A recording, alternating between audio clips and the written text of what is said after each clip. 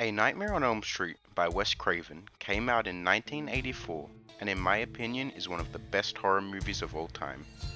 This movie follows a group of teenagers who are all having similar nightmares about a burnt man named Freddy Krueger. But when you're killed in your dreams, you die in real life. Let's start off with the positives that make this movie work.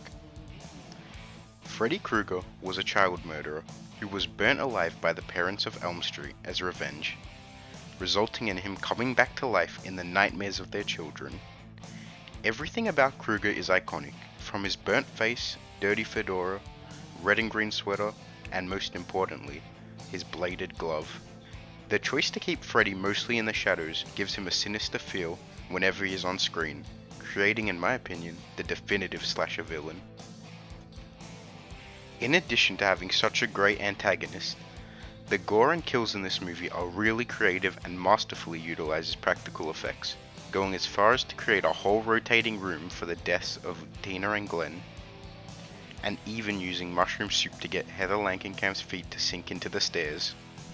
Nancy, played by Scream Queen Heather Langenkamp, is my favorite final girl in any slasher movie.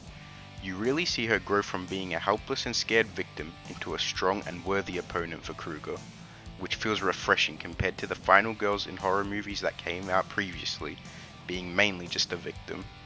Nancy really gives you someone to root for against Freddy. Not only Nancy, but almost every character in this film is fleshed out and developed, making you care about what happens to them. Even Nancy's parents, played by Ronnie Blakely and the great John Saxon, are given enough backstory to keep you intrigued and interested about their past with Freddy Krueger. The dream sequences in this movie are subtle too, not going over the top like some of the sequels do. I'll get you, my pretty, and your little soul too! The sheer genius of Wes Craven by making nightmares deadly was a tremendous concept, as everyone can relate to having to sleep, along with having nightmares, and sooner or later, everybody needs to sleep. There's no outrunning it like you can a serial killer. This is all topped off by an incredibly haunting score, setting an eerie vibe throughout the movie. This music is definitely up there with Halloween for me in terms of soundtracks. Now let's head over to the nightmare realm where I talk about the negatives. I struggled trying to come up with negatives for this movie, and only one came to mind. The final act of this movie was brilliant, having Nancy bring Freddy into the real world and killing him.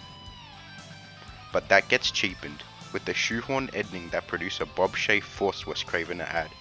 As Nancy leaves her house, she finds her mother and friends still alive, leaving the events we just witnessed up to interpretation. But then suddenly, the car doors lock and Freddy controls their car and proceeds to kill Nancy's mother.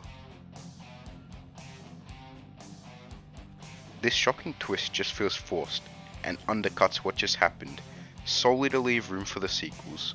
I would have much preferred this to end more subtly, hinting at Freddy Krueger still being alive somehow, but not going all the way like this did.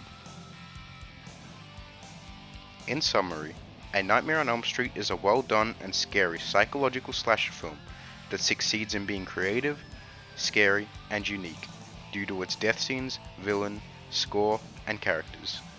That's why I give this movie a 9 out of 10.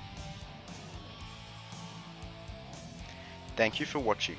Next week I'll be covering Tobe Hooper's classic, The Texas Chainsaw Massacre.